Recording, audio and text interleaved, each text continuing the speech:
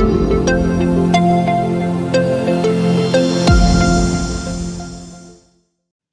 दोस्तों, आज हम पढ़ने वाले हैं चरक चिकित्सा। और चरक चिकित्सा का प्रथम अध्याय का जो पहला पार्ट है वो हमने लास्ट वीडियो में देखा था, जिसमें हमने अभ्यामल की पात के बारे में पढ़ा था। आज हम दूसरा अध्याय स्टार्ट कर रहे हैं, जो कि प्राण कामनीय रसायन पाद अध्याय है। देखते हैं एक दोस्तों इसमें पीजी के हिसाब से कौन कौन से क्वेश्चंस आते हैं।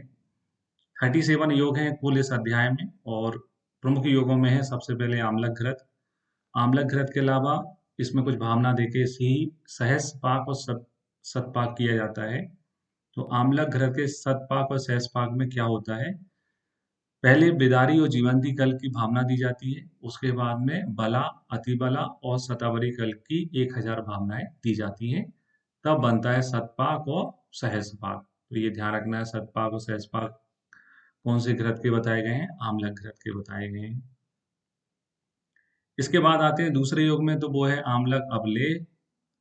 आम्लक अवलेह में आम्लकम सहस्रम यानी आम्ला सहस्र यानी 1000 की संख्या में होता है। पिपली सहस्रम यानी पिपली भी 1000 की संख्या में होती है। तो जैसे एक पीजी में क्वेश्चन बनता है, ब्रह्म रसायन में आंवला और हरितकी का क्या रेशो होता है, तो वो 3:1 था। यहाँ पर आंवला और पिपली का रेशो एग्जाम में पूछा जाएगा, तो आंवला और पिपली का रेशो जो है वो क्या है, 1:1 है ना। दोनों ही 1000 की संख्या में होते हैं, इसलिए इनका रेशो 1:1 होता है। याद रखने के लिए ऐसा भी बोल सकते हैं, आम्लक अवलेह पीओ, यानी इसमें आम्लक अवलेह में आम्ले के अलावा पीओ यानी पिपली और होती है। फिर आते हैं अपर आम्लक अवलेह, तो इसमें केवल आम्ला होता है, यानी जो अपर आम्लक अवलेह है उसमें पिपली नहीं होती है। जैसे जो कलेक्टर होता है उसके उसके पोस्ट में पावर होता है, और अपर कलेक्टर में पावर नहीं होता है, वह कलेक्टर पर डिपेंड करता है। तो ये अपर हुआ तो इसमें से पावर यानी पिपली छिन गई। अपर आम्लक अवलेह में पिपली नहीं होती है।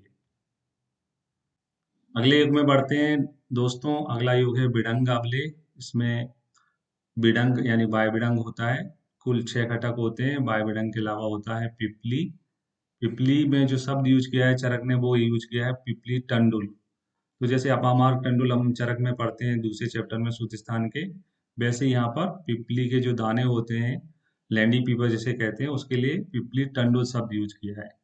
इसके अलावा अगर हमें अवलेह बनाना है तो लिक्विड के लिए हमें तेल, घृत, मधु, और मीठा बनाने के लिए मिश्री की आवश्यकता होगी, वो एज इट इज है। तो बिडंग अवलेह में पिपली टंडुल होता है, क्योंकि पिपली तो ऊपर भी अन्य योगों में थी, यहाँ पिपली टंडुल शब्द आया है। इसके अलावा 19 बलादी रसायन बताए गए हैं। सबसे पहले इसमें जो औषधियां हैं वो देखते हैं। तो पहले है बला, अतिबला, चंदन, अगरू, धव, तनिस, खदिर, सिसंपा, असन, गुड़ची, हरितकी, अमलकी, रासना, श्वेत, अपराजिता, जीवंती, सतावरी, मंडुकपर्णी, सारिबा और पुनर्नवा। उसमें से कुछ ध्यान रखना है, जैसे खदिर रसायन कुष्ठ में यूज में आता है ना। प्रमेय में असन आता है। जो सुश्रुत संहिता है उसमें बसा में सिसंपा यूज हुआ है। तो ये थोड़े से पॉपुलर ड्रग हैं, इनका ध्यान आपको रखना है कि इनका भी रसायन चैप्टर में वर्णन किया गया है। इन सभी औषधियों को अनुपान जो है वह क्षीर है, दूध के साथ इनका प्रयोग करना है। तो बलादी जो रसायन है उनका अनुपान क्या है, तो दुग्ध। दूसरा क्वेश्चन ऐसा पीजी में एग्जाम में आता है। इसके बाद दोस्तों आगे बढ़ते हैं। इसी चैप्टर में नांगमला रसायन का वर्णन है। जैसे कल पहले वीडियो में मैंने आपको याद रखने का फंडा बताया था कि प्राण नाभि में होते हैं, तो नांगमला और भल्ला तक का वर्णन जो है वो कौन से चैप्टर में है, प्राण कामनी अध्याय में। नांगमला रसायन में नांगमला मूल का यूज होता है। तो नांगमला का कौन सा हिस्सा यूज होता है, मूल। ये क्वेश्चन आपको ध्यान रखना है। फिर नांगमला मूल का संग्रह कब बताया है, तो वो बताया है तपसी तपसे व माधवे सूची, यानी तप तपस से माधव जो महीना होता है उसमें जो है नांगमला मूल का संग्रह करना चाहिए। तो जैसा हम जानते हैं कि जो बला है वो मालवेसी फैमिली में आती है, बला, अतिबला, है ना। और जो नांगमला है वो द्रवगुण में टिलियसी फैमिली में आती है। कॉन्ट्रोवर्सल ड्रग है, यानी प्रमाणित नहीं है कि नांगमला यही है। कॉन्ट्रोवर्शियल ड्रग है।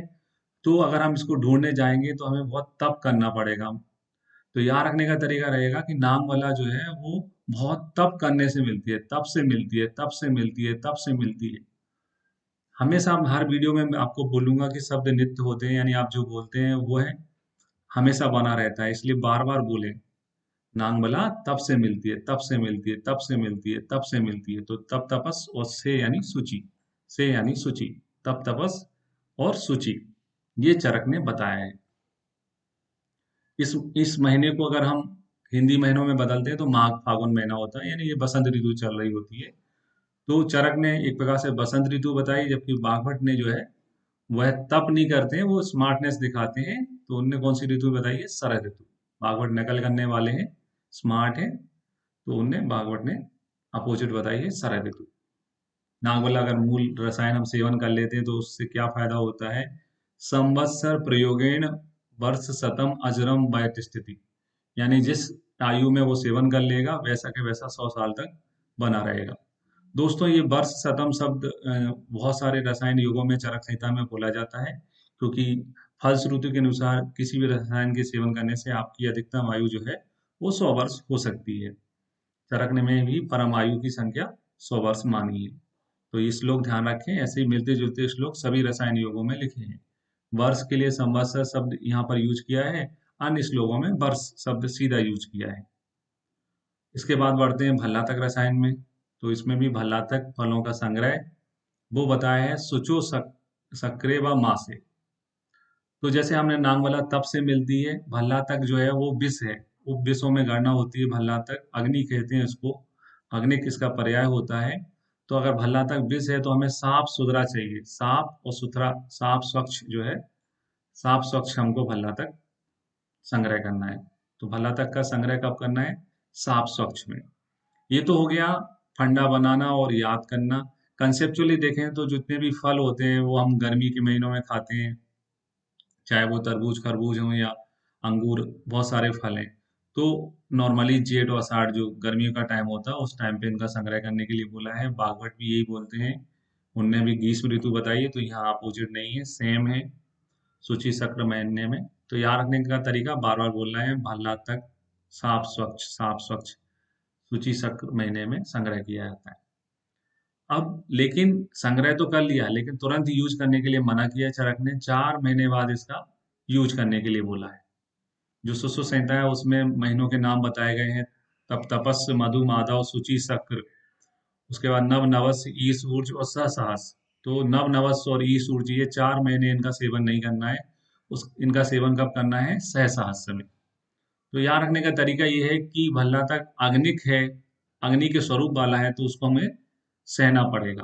तो तुरंत मत यूज करो, 4 महीने बाद हम सहन करने वाले योग हो जाएंगे। तो जो अगन महीना आएगा, जिसको हेमंत ऋतु में काउंट करते हैं अपन, उस महीने में भल्ला तक के फलों का प्रयोग किया जाएगा। जब ठंड होगी तो हमें आग की जरूरत होती है, जब ठंड होगी तो हमें किसकी जरूरत पड़ेगी? आग की। तो भल्ला तक क्या है? अग्निक।